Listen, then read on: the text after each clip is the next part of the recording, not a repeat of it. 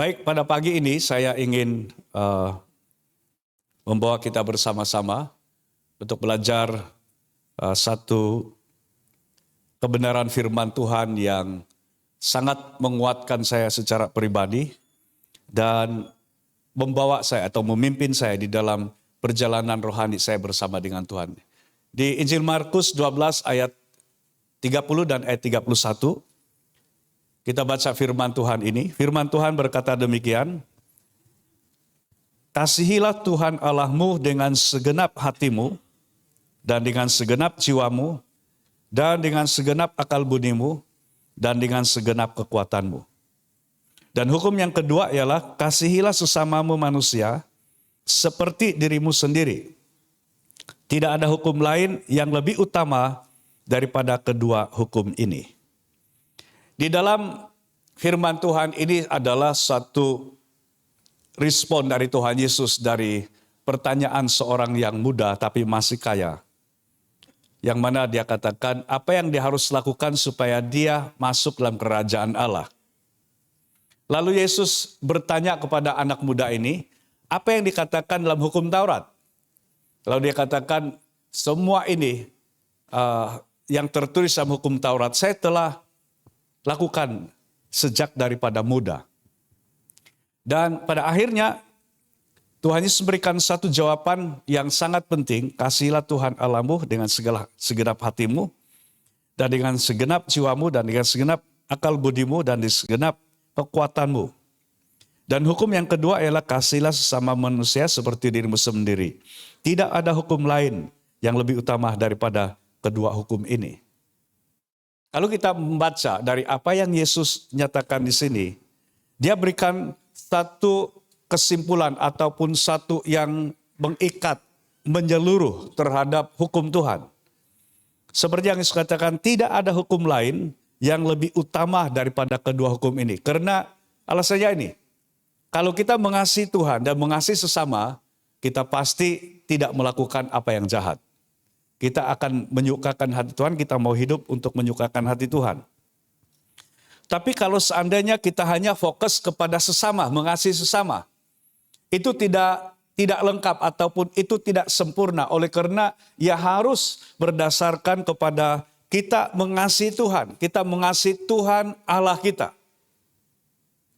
Dan kalau kita membaca dalam keseluruhan pengajaran Tuhan Yesus, dia selalu menekankan bahwa dari semua hukum, dia tergantung kepada hukum ini, yaitu hukum kasih. Mengasihi Tuhan Allah kita, dan itu yang akan membawa kita atau menyebabkan kita, mendorong kita untuk kita dapat mengasihi orang lain.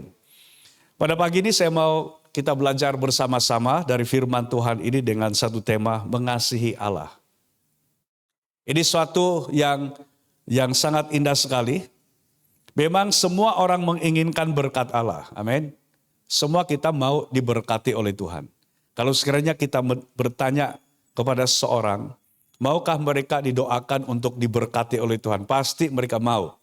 Tidak ada yang mau kalau kita tawarkan, maukah kamu saya doakan supaya kamu dikutuk oleh Tuhan?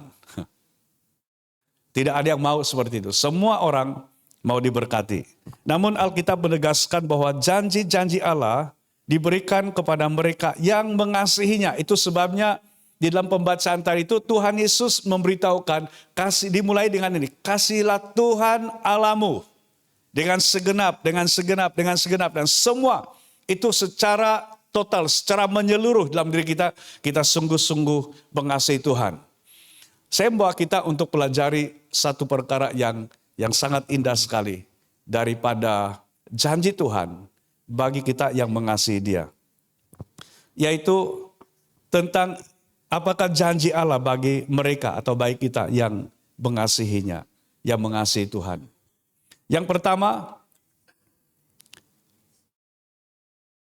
kalau kita mempertimbangkan perkara ini, dari surat Roma pasal yang ke-8 ayat yang ke-28. Ini adalah antara ayat yang saya sangat, bukan sekedar saya suka, tetapi saya percaya di dalam semua perjalanan hidup saya tidak terlepas daripada apa yang Tuhan katakan di dalam firman ini. Roma 8 ayat 28 berkata, kita tahu sekarang bahwa Allah turut bekerja dalam segala sesuatu untuk mendatangkan kebaikan bagi mereka yang mengasihi Dia, yaitu bagi mereka yang terpanggil sesuai dengan rencana Allah. Perhatikan di dalam ayat ini, ada perkataan atau ada kata yang menyatakan bagi mereka yang mengasihi Dia, yang mengasihi Tuhan, yang mengasihi Allah, yang mengasihi Kristus. Apa yang Tuhan berikan, janji Tuhan bagi kita yang mengasihi Dia, yaitu Allah turut bekerja dalam segala sesuatu untuk mendatangkan kebaikan. Jadi ini yang pertama yang kita belajar tentang janji Tuhan apabila kita hidup mengasihi Dia, Allah turut bekerja untuk kebaikan kita. Allah turut bekerja dalam segala sesuatu. Baik yang kita suka atau kita tidak suka, baik yang buruk ataupun yang baik. Kalau kita mengasihi Tuhan dalam apapun keadaan, dalam apapun situasi, percayalah bahwa tidak ada satu pun perkara yang berlaku dalam hidup kita tanpa Tuhan memperdulikan atau Tuhan tidak memperhitungkan atau merencanakan sesuatu yang baik dalam kehidupan kita.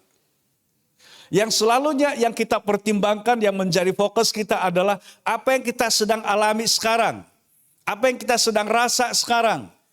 Kita mengabaikan apa yang Tuhan lakukan dalam kehidupan kita di sebalik dari semua itu.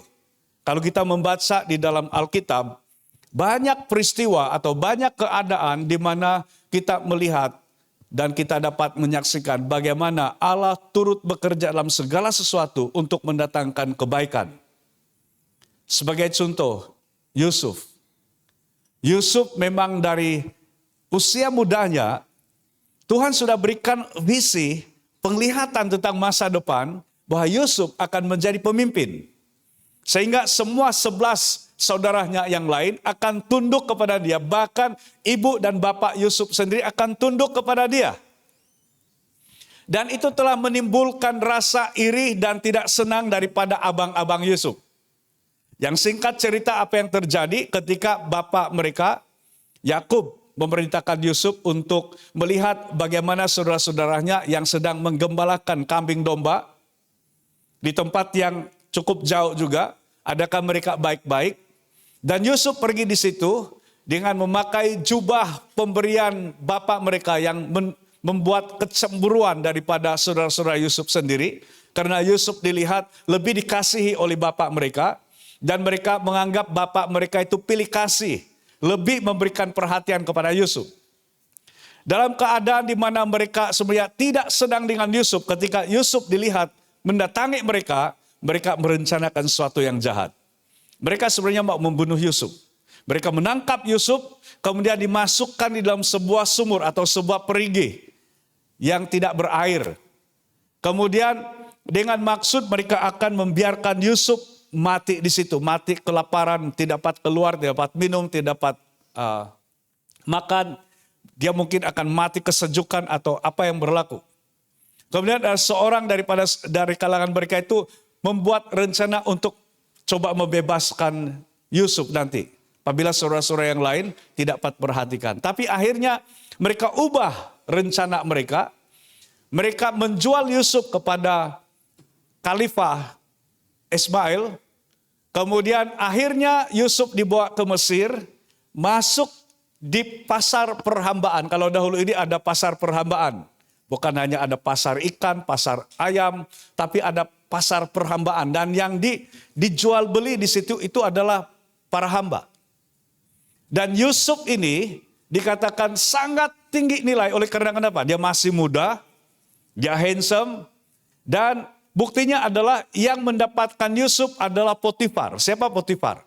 Potifar adalah pegawai tinggi kerajaan Mesir. Antara orang yang sangat dekat dengan Firaun.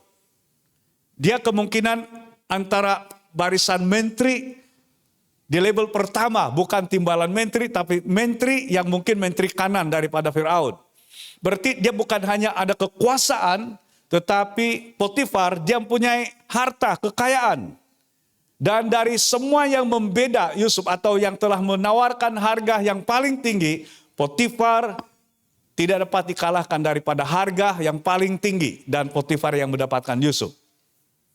Yusuf bekerja dengan Potifar yang singkat cerita jadi fitnah oleh istri Potifar sendiri. Dan tanpa usul periksa dari Potifar, dia arahkan supaya Yusuf dihukum, dipenjarakan. Di penjara ada 2 orang pelayan raja yang dipenjarakan bersama seorang juru roti dan seorang juru minum. Masing-masing mendapat mimpi. Pertama, juru minum ini dia ceritakan mimpinya. Dan Yusuf menafsirkan mimpi itu yang dalam 3 hari dia katakan kau akan dikembali kepada posisimu yang semula. Karena tertarik dengan mimpi itu, juru roti dia ceritakan mimpinya. Dan Yusuf menafsirkan mimpi itu, dalam 3 hari lagi engkau akan dihukum. Dan apa yang Yusuf katakan itu benar-benar terjadi. Tapi sebelumnya Yusuf berpesan kepada juru minum itu. Dia katakan, jangan lupakan saya nanti. Kalau kau sudah keluar, kembali kepada posisimu. Tapi juru minum ini dikatakan dilupakan. Sebenarnya bukan dilupakan, tetapi belum waktu Tuhan. Sampailah pada akhirnya Firaun sendiri yang mendapat mimpi. Dan mimpi itu adalah sesuatu yang menggelisahkan hati Firaun. Dia tidak memahami apa yang berlaku. Ada bulir gandum yang berisi ditelan oleh bulir gandum yang kurus, yang tidak ada isi. Dia bermimpi lagi ada lembu atau sapi yang gemuk ditelan oleh sapi yang kurus. Dan ini bukan sesuatu yang mudah. Firaun mengambil berat terhadap mimpi itu oleh karena dia berpikir ini mungkin ada kaitan dengan masa depan Mesir. Dan semua orang pandai di Mesir tidak ada yang dapat menafsirkannya. Yang akhirnya barulah juru minum raja ini teringat tentang kisah dia menceritakan mimpinya kepada Yusuf. Dan juga juru roti itu juga. Dan tepat seperti yang Yusuf katakan, itulah yang terjadi. Waktu dia diberitahukan tentang Yusuf ini, Yusuf serta-merta dikeluarkan dari penjara, berhadapan dengan Firaun, dan Yusuf berikan tafsiran mimpi itu yang maksudnya akan ada 7 tahun kelimpahan, tetapi selepas itu akan ada 7 tahun masa sukar. Dan Yusuf berikan nasihat kepada Firaun. Yang Tuanku perlu lakukan adalah dalam 7 tahun kelimpahan ini harus buat persediaan untuk menghadapi 7 tahun. Di mana itu akan terjadi kekeringan, akan terjadi kelaparan. Dan dia juga menasihatkan Firaun supaya melantik seorang yang boleh mempersiapkan kerajaan Firaun itu untuk berhadapan dengan 2 musim yang berbeza. 2 musim yang penuh berkat dan juga 1 musim yang mana mereka akan mengalami kekeringan dan semua tumbuhan tidak dapat bertahan dalam tempo itu. Dan Firaun pada waktu dia pertimbangkan tidak ada yang dapat memberikan makna mimpi itu sebagaimana Yusuf. Lalu serta-merta dalam autoritinya dia melantik Yusuf untuk menjadi penguasa untuk seluruh tanah Mesir ada dalam kekuasaan Yusuf. Waktu masuki 7 tahun kekeringan itu, impaknya bukan hanya Mesir, tapi termasuk keluarga Yusuf sendiri, yaitu bapak dia dan juga saudara-saudaranya, termasuk adik Yusuf, Benyamin. Sehingga mereka datang ke Mesir untuk mendapatkan gandum. Dan di sanalah Yusuf perhatikan dan mengenali mereka, tapi mereka sudah tidak mengenali Yusuf. Dan Yusuf berbuat sesuatu yang baik sebenarnya kepada mereka. Uang untuk membeli makanan itu Yusuf kembalikan di dalam karung mereka masing-masing. Mereka terkejut ketika sampai kepada bapak mereka. Mereka bukan hanya membawa gandum mereka, tapi uang mereka juga dikembalikan di situ. Lalu mereka kembali lagi setelah habis bekalan, tapi ada syarat yang Yusuf tetapkan yang mereka mesti bawa adik bongsu mereka, yaitu Benyamin, yaitu adik kandung Yusuf sendiri. Karena Yusuf sangat merindui adiknya Benyamin. Yang akhirnya singkat cerita dibawa, kemudian apabila mereka ini dilepaskan, Yusuf dengan sengaja meletakkan piala Yusuf untuk minum itu di dalam karung Benyamin. Kemudian apa yang terjadi? Setelah mereka keluar dari kota, dikejar kemudian diperiksa, siapa yang mencuri itu akan ditahan. Waktu dibuka ternyata ada di dalam karung Benyamin dan dia ditahan. Lalu semua surah Yusuf kembali ke situ oleh karena mereka katakan kami perlu bawa dia kembali karena kalau tidak bapak kami akan mati karena itu. Karena sudahlah abangnya telah mati dan dia lagi nanti akan mati. Dan disingkatkan cerita, Yusuf akhirnya memberitahukan tentang siapa dia kepada mereka semua. Mereka semua takut. Tapi inilah pernyataan Yusuf. Kalau saudara membaca di dalam pasal terakhir di kitab Kejadian, antara yang Yusuf katakan kepada mereka adalah begini. Memang Allah telah mereka-rekakan semua yang jahat itu. Tapi dia mereka-rekakannya untuk kebaikan seperti yang kamu alami sekarang ini. Berarti Yusuf sebagaimana yang dikatakan di dalam firman Tuhan ini, Roma 8 ayat 28 ini, dia sangat memahami tentang apa yang Tuhan lakukan dalam kehidupannya, bahwa Allah turut bekerja dalam segala sesuatu untuk mendatangkan kebaikan. Dari perkataan turut bekerja itu lahir yang sebenarnya inilah bahasanya ini, sinergi. Atau ini suatu yang bermaksud bekerja bersama atau mengatur. Tuhan bukan menciptakan kejahatan untuk kita. Tapi kejahatan yang berlaku itu Tuhan terbalikkan ataupun Tuhan bekerja di sebaliknya untuk mendatangkan kebaikan bagi kita. Allah memakai setiap keadaan untuk mendatangkan kebaikan dan membentuk kita menjadi semakin serupa dengan Kristus. Jangan kita lupa ayat yang ke-29 itu sebenarnya. Dari semua yang dilakukan ini, supaya kita menjadi semakin serupa dengan Kristus. Allah turut bekerja dalam segala sesuatu untuk mendatangkan kebaikan. Kebaikan apa yang Tuhan sebenarnya lakukan kepada kita? Itu bukan semata-mata kebaikan untuk perasaan ataupun emosi kita. Tapi kebaikannya adalah jauh lebih besar, yaitu kita menjadi semakin serupa dengan Kristus. Apabila firman Tuhan ini dikatakan, kita tahu sekarang bahwa Allah turut bekerja dalam segala sesuatu untuk mendatangkan kebaikan, itu juga adalah termasuk bagi orang penyaliban Kristus itu adalah satu kutukan. Orang menolak Kristus oleh karena ini. Mereka beranggapan Mesias sebenarnya tidak mati sedemikian rupa. Tetapi Allah turut bekerja dalam segala sesuatu termasuk di dalam kematian Kristus. Bagaimana Yesus mati.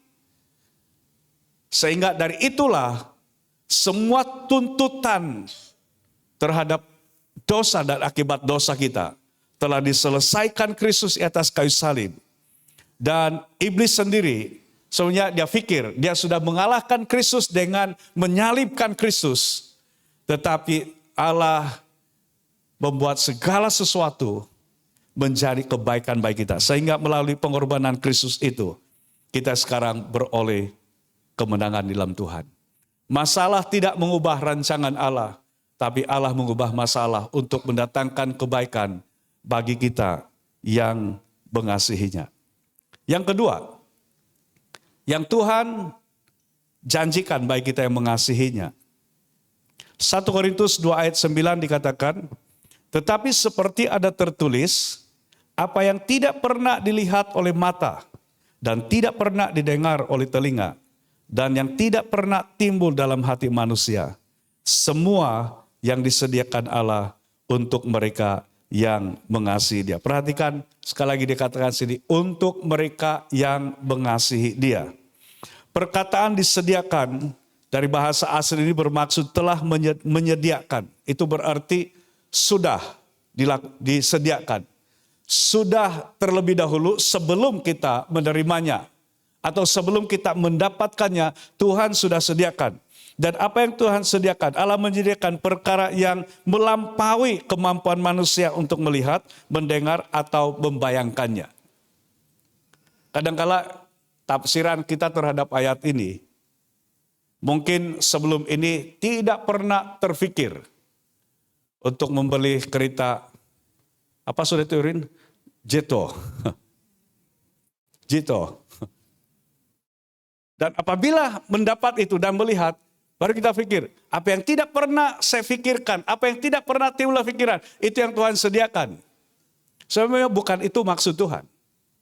Kalau sesuatu yang dunia ini dapat berikan dan dapat sediakan, walaupun itu yang terbaik, bukan itu maksud daripada itu yang Tuhan sediakan kepada kita. Karena apa? Itu mampu untuk kita lihat, itu mampu untuk kita dengar, itu mampu kita pikirkan. Karena orang katakan, angan-angan itu free, bah. Kalau berangan-angan dengan apa saja pun, itu tidak perlu bayar untuk ada angan-angan atau ada impian. Tapi untuk mendapatkannya itu perlukan harga yang mahal, harga yang besar untuk mendapatkannya. Jadi apa sebenarnya yang Tuhan katakan Allah menyediakan untuk masa depan kita ini? Ini yang kedua. Apa yang Tuhan janjikan bagi mereka yang mengasihi Dia adalah ini. Apa yang tidak pernah didengar oleh telinga, apa yang tidak pernah dilihat oleh mata, apa yang tidak pernah didengar oleh telinga, dan apa yang tidak pernah timbul dalam hati manusia, semua yang disediakan adalah untuk mereka yang mengasihi Dia. Saya percaya yang ini adalah apa yang Tuhan sudah sediakan bagi kita di sorga. Yang tidak pernah kita bayangkan, yang tidak pernah kita lihat, yang tidak pernah timbul dalam pikiran kita. Semua yang dunia dapat berikan itu tidak menepati apa yang dikatakan oleh firman ini. Berarti semua yang terbaik yang ada di dunia sebenarnya tidak dapat dibandingkan dengan apa yang Tuhan sediakan bagi kita yang mengasihi Dia. Tapi ini kita akan alaminya seperti yang ini. Kita hanya melihat hari ini. Tetapi Allah sudah menyediakan yang terbaik untuk hari esok. Ini termasuk kepedulian Tuhan terhadap hidup kita setiap hari. Kalau kita masih ada hari esok, Tuhan sudah ada di hari esok kita.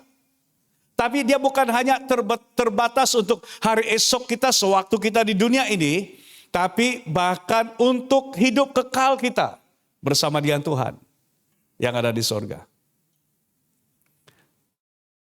Di takhta pengadilan, ada dua pengadilan akhir bagi semua manusia. Yang pertama adalah pengadilan bagi orang-orang yang sudah menerima penebusan dari Kristus. Yang telah mati dalam kesetiaan iman kepada Kristus sampai akhir.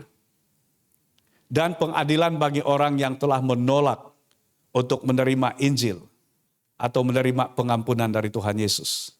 Bagi orang yang telah setia sampai akhir kepada Kristus, pengadilan adalah bukan pengadilan masuk neraka atau masuk surga, tapi untuk kita menerima upah. Itu nanti saya akan sampaikan di poin yang berikutnya. Tapi kita melihat di sini, kita ada masa depan yang sebenarnya tidak pernah timbul di dalam pikiran kita, dalam hati kita, tidak pernah kita lihat. Tuhan sudah menyediakan bagi kita yang mengasihi Dia. Yang ketiga, Yakobus 1 ayat 12, firman Tuhan berkata, berbahagialah orang yang bertahan dalam pencobaan, sebab apabila ia sudah tahan uji, ia akan menerima mahkota kehidupan yang dijanjikan Allah kepada barang siapa yang mengasihi Dia. Perhatikan sekali lagi. Kepada barang siapa yang mengasihi Dia.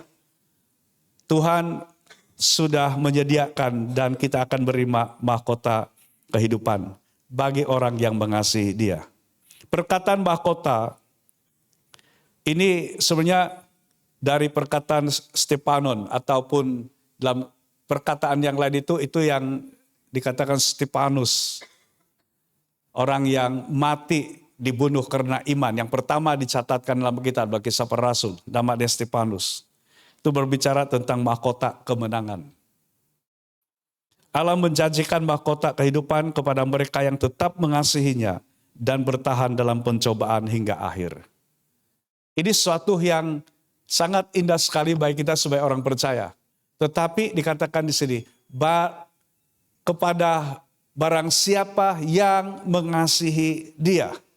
Dan kata mahkota ini atau mahkota kemenangan ini hanya diterima setelah mencapai garis akhir. Ingat hal ini, kemenangan bagi kita orang percaya bukan pada waktu permulaan kita. Bukan waktu di pertengahan kita.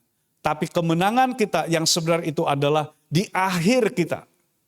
Kalau di dalam satu pertandingan, saya tidak tahu tahun bila nanti Sukan Olimpik, tahun depan kan itu Sukan Olimpik.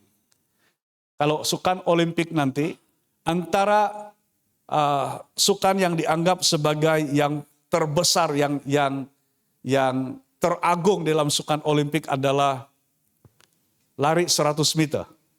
Dan ini selalunya menjadi tumpuan. Memang semua yang lain yang menawarkan pingat itu menjadi tumpuan, tetapi tidak sebanding dengan yang 100 meter. Baik yang laki ataupun 100 meter perempuan. Dan selain daripada itu, tumpuan dia adalah, adakah pada edisi kali ini ada yang akan membuat pecah rekor. Akan mengalahkan atau memecahkan rekor Usain Bolt. Kalau itu yang lelaki, saya tidak tahu siapa yang pegang rekor kalau yang wanita. Dan semua ini, dia harus sampai kepada garis akhir. Tetapi yang di sini, kita bukan bersaing untuk ke garis akhir itu, bersaing dengan orang lain. Tapi persaingan sebenarnya kita adalah, kita bertahan mengasihi Tuhan sampai akhir hidup kita. Mahkota kehidupan ini adalah bagi mereka yang mengasihi Tuhan sampai akhir, bukan yang hanya bermula atau hanya di pertengahan, tapi dia harus sampai kepada akhir. Jangan menyerah karena pencobaan yang sementara, karena ada mahkota kehidupan bagi kita yang setia mengasihi Allah sampai akhir. Jadi penghakiman bagi orang-orang yang percaya Yesus, yang setia sampai akhir, adalah untuk mendapatkan mahkota kehidupan kita di dalam Tuhan. Sedangkan penghakiman bagi orang-orang yang tidak percaya Yesus, yang telah menolak Yesus, adalah penghakiman untuk kehidupan kekal dan penghukuman kekal di api neraka. Itu sebabnya sangat penting sekali kita menjaga dan melihara hati kita supaya kita tetap mengasihi Tuhan. Yang keempat, dan ini yang terakhir saya kongsikan pagi ini. Yakobus 2 ayat yang kelima. Yakobus 2 ayat yang kelima dikatakan di sini, dengarkanlah hai saudara-saudaraku yang kekasih. Bukankah Allah memilih orang-orang yang dianggap miskin oleh dunia ini untuk menjadi kaya dalam iman dan menjadi ahli waris kerajaan yang telah dijanjikannya kepada barang siapa yang mengasihi dia. Sekali lagi, kepada barang siapa yang mengasihi dia. Semua ini dalam 4 yang saya sampaikan ini selalu itu ditegaskan bagi mereka yang mengasihi dia. Bagi kita yang mengasihi Tuhan, yang mengasihi Allah, yang mengasihi Kristus. Perkataan ahli waris ini bermaksud waris atau penerima warisan. Allah menjadikan mereka yang mengasihinya sebagai waris kerajaan Allah yang kekal. Warisan kekal kita itu bukan apa yang diwariskan oleh ibu bapak. Kalau mungkin kamu ada tanah di kampung, mungkin tanah yang kamu ada itu diwariskan oleh ibu atau bapak. Dan dari ibu bapak pun mungkin itu warisan daripada ibu bapak mereka juga. Jadi diwariskan dari turun-temurun. Itu warisan. Tetapi di dalam Tuhan, warisan kita adalah hidup kekal di dalam kerajaan Allah, kerajaan surga. Ini suatu perkara yang kita harus selalu ingat bahwa warisan kekal kita sebenarnya bukan apa yang kita dapat wariskan atau kita dapat tinggalkan yang ada di dunia ini. Tapi kekekalan kita bersama dengan Tuhan. Dan ini dikatakan kepada barang siapa yang mengasihi dia. Yang telah percaya, yang telah menerima Yesus, yang telah mengikut Tuhan dan melayani Tuhan dengan setia sampai akhir hidupnya. Warisan kekal kita bukan apa yang kita tinggalkan, tetapi apa yang akan kita bersama-sama yang saudara akan miliki dalam kekekalan di dalam kehidupan kita. Pada tahun hadapan, saya ingin mengajak kita jemaat Tuhan untuk memberikan satu perhatian yang sangat penting. Saya belum mau umumkan apa tema kita untuk tahun hadapan. Tetapi saya ingin berikan satu gambaran awal dari pengajaran yang akan disampaikan. Dan dalam kebanyakan khotbah-khotbah yang saya akan sampaikan, mungkin saudara akan rasa bosan. Tetapi itu sangat penting. Karena itu tidak membuat kita ketawa-ketawa, tapi saudara harus serius. Karena ini adalah tentang akhir zaman. Tentang bagaimana kita berhadapan di akhir zaman ini. Kalau kita melihat di sini, kita adalah ahli waris kerajaan Allah. Itu kerajaan yang kekal. Namun untuk kita masuk di tempat itu, kalau di ayat sebelum ini, kita membaca atau kita memperhatikan bahwa ada pencobaan. Yakobus 1 ayat 12 tadi itu, berbahagialah orang yang bertahan dalam pencobaan. Kita akan berhadapan dengan pencobaan. Tapi bukan hanya pencobaan yang hanya mencobai iman kita. Tetapi pencobaan itu dalam bentuk penderitaan, dalam bentuk tekanan. Ya bukan hanya tekanan emosi, tapi sampai kepada kita pertaruhkan nyawa kita sendiri. Kalau kita tidak bersedia dengan semua itu, di akhir zaman ini, Yesus sudah menubuatkan bahwa kasih kebanyakan orang, ramai orang, akan mulai pudar. Akan ramai orang yang akan mulai meninggalkan Tuhan. Itu sebabnya Yesus katakan, ada yang terdahulu akan menjadi terkemudian, ada yang terkemudian akan menjadi terdahulu. Ada yang dahulu kuat dalam Tuhan, aktif dalam pelayanan, tiba-tiba menghilang.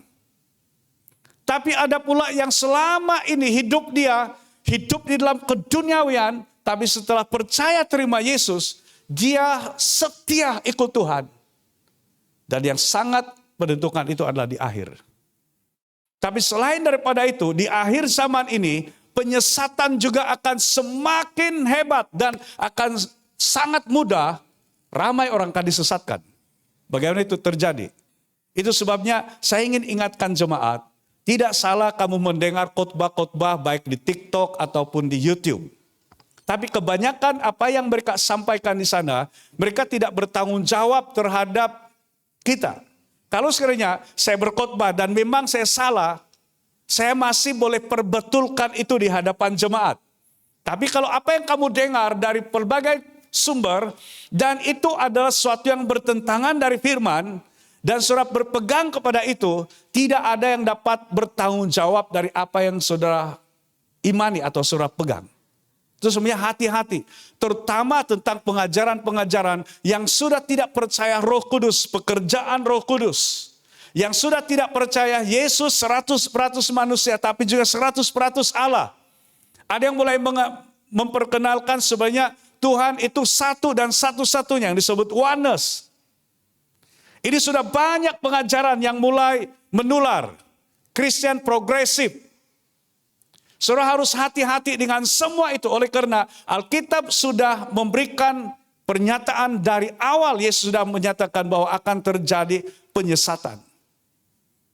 Tidak perlu untuk mengalami penderitaan bagi orang yang mudah disesatkan dan mengikuti hal itu. Dan tujuan utamanya adalah sampai kita tidak percaya Yesus adalah Tuhan. Yesus adalah penjelamat. Roh Kudus tetap bekerja. Karunia-karunia Roh Kudus tetap beroperasi sampai sekarang. Kalau kita membaca dalam kitab Wahyu 2 dan kitab Wahyu 3. Kepada 7 jemaat, ada 2 perkara yang selalu diulang-ulang disampaikan. Yang pertama adalah dikatakan ini, siapa yang bertelinga hendaklah ia mendengarkan apa yang dikatakan oleh Roh kepada jemaat-jemaat. Apa yang dikatakan Roh Kudus kepada jemaat, dengarkan. Bagaimana kita mau mendengar apa yang Roh Kudus katakan kepada jemaat kalau hati tertutup untuk mau mendengar apa yang Roh Kudus katakan, apa yang Roh Kudus kerjakan. Dan selalu yang diajarkan tentang Roh Kudus adalah bertentangan dengan apa kata firman Tuhan sendiri. Roh Kudus tidak pernah bertentangan dengan firman yang tertulis. Dan yang kedua adalah, yang selalu diulang adalah ini, barang siapa menang. Selain daripada siapa yang bertelinga, hendaklah yang mendengarkan apa yang dikatakan oleh Roh kepada jemaat-jemaat. kedua yang ditekankan di sana adalah barang siapa menang. Berarti kita akan berhadapan dengan suatu pertentangan atau suatu pertandingan, bahkan suatu peperangan seperti peperangan. Dan itu disebut sebagai peperangan rohani, peperangan doktrin, dan banyak yang akan berlaku di akhir zaman ini. Dan untuk mempersiapkan jemaat menjadi pengantin yang layak untuk dipersatukan dengan Kristus. Pengantin perempuan. Gereja Tuhan diumpamakan sebagai pengantin perempuan yang berhiaskan kekudusan, yang siap untuk bertemu muka dengan pengantin lelaki kita, yaitu Kristus sendiri. Gereja Tuhan harus dipersiapkan untuk masuki semua situasi ini. Kalau tidak, seperti yang Tuhan katakan, akan ramai orang yang akan mundur. Ramai orang yang akan kecewa. Ramai orang yang akan murtad. Ramai orang yang akan mundur.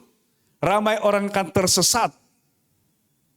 Dan itu sebabnya, ini suatu yang sangat penting. Tuhan katakan, kepada barang siapa yang mengasihi dia, kita adalah ahli waris kerajaan Allah. Saya berdoa supaya tidak ada seorang pun dari kita yang terlepas sebagai ahli waris ini. Dan untuk sampai ke situ, kita perlu bukan hanya bersedia dalam hati, bukan hanya teguh dalam iman, tapi sampai kita bersedia untuk kehilangan nyawa sekalipun. Dia kelihatan mengerikan kalau kita hanya melihat tentang apa yang terjadi di akhir zaman. Sebabnya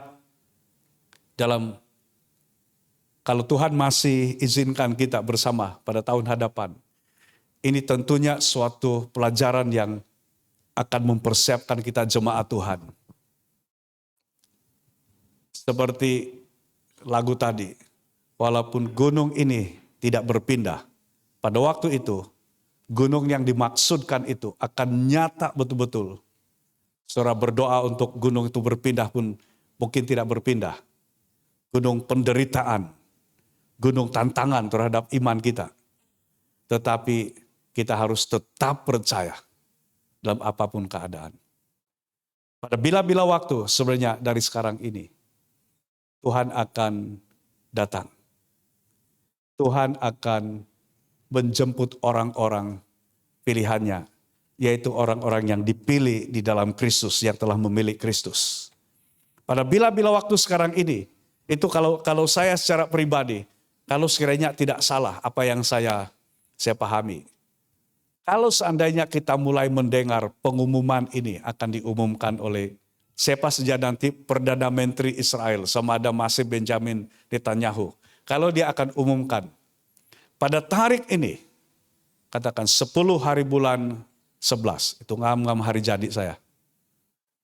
Pada 10 hari bulan November nanti, akan bermula pembangunan bait suci yang ketiga. Sebenarnya kita tidak perlu tunggu waktu itu pun. Waktu ini bukan lagi waktu yang untuk kita bermain-main di dalam iman. Waktu ini bukan lagi waktu untuk bermain-main dalam kekudusan. Ini bukan lagi waktu bermain-main di dalam kesungguhan kita untuk ikut Tuhan. Kalau Roh Kudus berbicara kepada kita, jangan tunggu khotbah. Jangan tunggu orang lain yang ingatkan. Kalau Roh Kudus berbicara dalam hati kita, taati. Siapa yang bertelinga, hendaklah yang mendengarkan apa yang dikatakan oleh Roh kepada jemaat. Bermula dari itu sebenarnya sekarang ini Roh Kudus melatih untuk kita mau mendengar. Kata mendengar itu bukan hanya kita dengar, tapi kata mendengar itu adalah kita mentaati. Kita mendengar apa yang Roh Kudus katakan, kita memahami apa yang Roh Kudus katakan itu sesuai dengan firman. Kita percaya apa yang Roh Kudus katakan itu dan tidak berhenti sampai di situ. Kita mulai melatih diri kita untuk mentaati. Latih diri kita untuk mentaati apa yang Roh Kudus katakan. Karena kalau tidak, saudara akan mulai menyediakan hati yang keras sebenarnya. Pada waktu Roh Kudus berbicara, pada waktu Roh Kudus bekerja pun, saudara tidak ambil bahagian oleh karena kenapa? Saudara tidak melatih diri untuk mendengarkan apa yang dikatakan oleh Roh Kudus kepada kita. Dan itu memerlukan tanggung jawab kita masing-masing. Sekali lagi, mengasihi Allah, mengasihi Tuhan, itu tidak dapat diwakili oleh suamimu, istrimu, ibu, bapakmu, atau anakmu, atau saudaramu. Tidak ada bagi pihak saudara untuk mengasihi Tuhan. Engkau bertanggung jawab secara pribadi untuk mengasihi Tuhan. Kalau pasanganmu sudah tidak mengasihi Tuhan pun, kau ada tanggung jawab untuk tetap mengasihi Tuhan meskipun pasangan mulai tidak mengasihi Tuhan. Ibu bapakmu mulai tidak mengasihi Tuhan, engkau tidak terpengaruh dengan hal itu. Oleh karena tanggung jawab untuk mengasihi Tuhan, pilihan untuk mengasihi Tuhan itu pilihan pribadi. Engkau harus ambil tanggung jawab secara pribadi untuk mengasihi Tuhan. 4 kali dalam firman Tuhan yang saya kongsikan dikatakan, mengasihi Tuhan, mengasihi Dia, mengasihi Dia, mengasihi Dia, mengasihi Dia. Itu bagi mereka yang mengasihi Dia, kepada mereka yang mengasihi Dia. Ini adalah tanggung jawab pribadi. Tuhan mau supaya kita hidup di dalamnya. Dunia memberikan harta yang sementara, tapi Allah memberikan kerajaan yang kekal bagi kita yang mengasihinya. Kalau kembali dalam ayat firman Tuhan tadi di Yakobus 2 ayat yang kelima. Dengarkanlah hai saudara-saudaraku yang kukasihi. Bukankah Allah memilih orang-orang yang dianggap miskin oleh dunia? Saya mau highlightkan yang dianggap miskin oleh dunia. Dunia menilai dengan apa yang kita ada. Tapi Kristus melihat sejauh mana hati kita mengasihi Dia. Bagaimana kasih kita kepada Tuhan itu bekerja dalam hidup kita setiap hari. Nyata dalam hidup kita setiap hari. Saya mau akhiri dengan ini. Allah bekerja untuk kebaikan kita. Dalam segala sesuatu Allah turut bekerja untuk kebaikan kita. Dia menyediakan apa yang melampaui pemikiran kita. Apa yang kita pikirkan tidak pernah lihat. Apa yang tidak pernah kita inginkan. Tuhan menyediakan bagi kita. Dan penyediaan Tuhan itu bukan semata-mata penyediaan yang ada di muka bumi ini. Tapi dalam kekekalan. Dia mengganjari kita, kesetiaan kita. Ada ganjaran dalam kesetiaan kita kepada Tuhan. Yang keempat tadi itu adalah kita menjadi waris kerajaan Allah dalam kekekalan ilahi. Kita mengasihi Allah karena Dia terlebih dahulu mengasihi kita. Dan kasih-Nya lah yang mendorong kita untuk tetap mengasihinya sampai akhir. Kalau kita baca 1 Yohanes 4 ayat yang ke-9. Dalam firman Tuhan itu menegaskan. Kita mengasihi. Karena Allah lebih dahulu telah mengasihi kita. Dan apabila firman Tuhan itu menekankan. Bagi mereka yang mengasihi Dia. Kepada mereka yang mengasihi Dia. Untuk mereka yang mengasihi Dia. Ingat hal ini. Dasar kita untuk mengasihi Tuhan adalah karena ini. Dia terlebih dahulu telah mengasihi kita. Dan Dia mengasihi kita, kata firman Tuhan, ketika kita masih berdosa, bahkan Dia mati di atas kayu salib untuk kita. Kasih Tuhan itu adalah kasih yang sempurna, kasih agape. Memang kasih kita kepada Tuhan tidak sempurna dan belum sempurna. Tapi kita ada tanggung jawab untuk mengasihi Dia. Kita harus memilih untuk mengasihi Dia. Dan pilihan sekarang ada di tanganmu. Engkau memilih untuk mengasihi Tuhan atau lebih mengasihi manusia. Kau memilih untuk lebih mengasihi Tuhan atau lebih mengasihi pekerjaanmu. Kau memilih untuk lebih mengasihi Tuhan atau lebih dibebani dengan masalahmu. Pilihlah pada hari ini. Biarlah kita memilih untuk kita tetap mengasihi Tuhan. Karena bagi mereka yang mengasihi Tuhan, kata firman Tuhan, Allah turut bekerja dalam segala sesuatu untuk mendatangkan kebaikan. Bagi kita yang mengasihi Tuhan, ini yang kedua, Allah menyediakan untuk masa depan kita. Bagi kita yang mengasihi Tuhan, Allah mengganjari atau ada upah dari kesetiaan kita mengasihi Tuhan. Bagi kita yang mengasihi Tuhan, Dia menjadikan kita waris kerajaan Allah.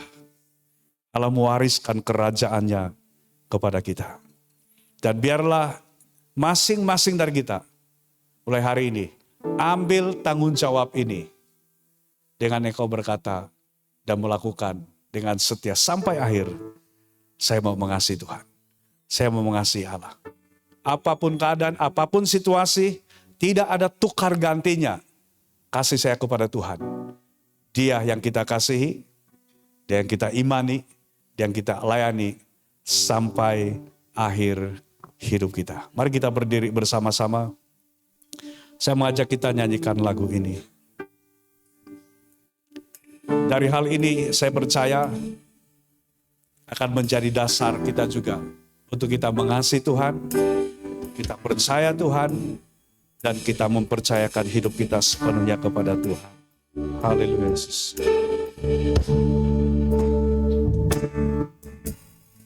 Bapa, Kau setia. Bapa, Kau mulia. Kenapa jiwaku bersamamu,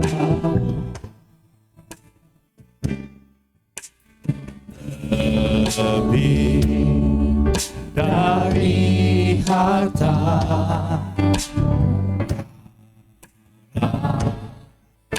segalanya.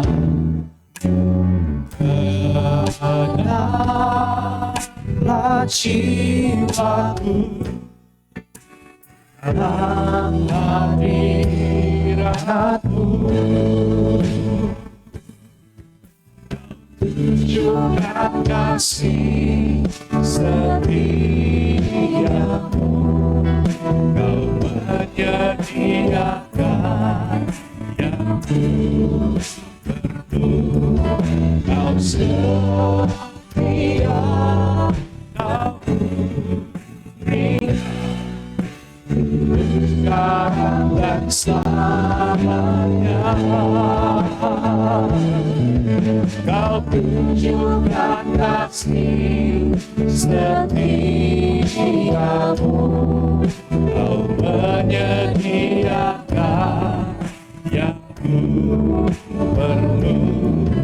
Kau setia, Kau berikan.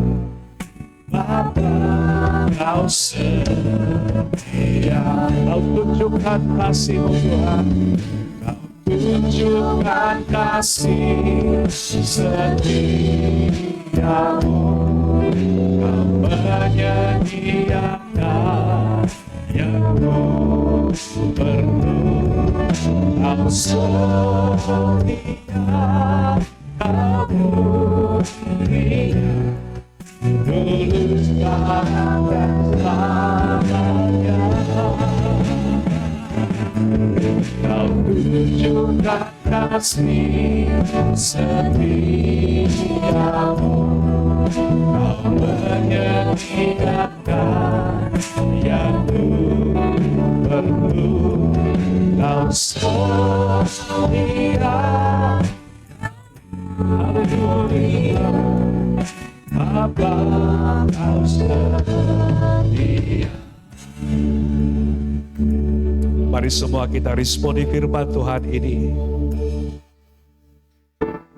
Ada janji Tuhan yang bukan hanya sekedar janji, tapi ia adalah iya dan amin bagi kita yang mengasihi Dia, bagi kita yang bersungguh-sungguh hati kepada Tuhan. Yang perlu engkau selidiki hari ini adalah selidiki hatimu. Apakah engkau sungguh mengasihi Yesus? Apakah engkau sungguh-sungguh mengasihi Dia? Atau ada sesuatu yang mulai merebut? Baik itu adalah masalah, baik itu adalah kesibukan, baik itu adalah hobi, atau apapun yang mulai merebut dari dalam hatimu untuk mengasihi Tuhan. Engkau boleh kehilangan banyak perkara yang paling berharga, paling bernilai dalam hidupmu, yang kau anggap bernilai. Tapi jangan sekali-kali engkau kehilangan kasih kepada Tuhan. Karena firman Tuhan berkata, hukum yang terutama dan pertama itu adalah kasihilah Tuhan Allahmu. Biar ini yang kita bawa sampai akhir hidup kita. Karena kalau kita tetap di dalam mengasihi Tuhan dengan setia, percayalah Allah turut bekerja dalam segala sesuatu untuk mendatangkan kebaikan dalam hidup. Ketika kita setia mengasihi Tuhan, apa yang tidak pernah kita lihat, tidak pernah timbul dalam hati, tidak pernah timbul dalam pikiran kita, semuanya Tuhan sediakan bagi kita yang mengasihi Dia. Kita mengasihi Dia dalam pencobaan sekalipun, Dia memberikan kepada kita mahkota kehidupan bagi yang mengasihi Dia. Dalam apapun yang kita capai dalam dunia ini tidak akan dapat dibandingkan dengan warisan kekal kita di sorga, dalam kerajaan sorga, bagi kita yang mengasihi Dia.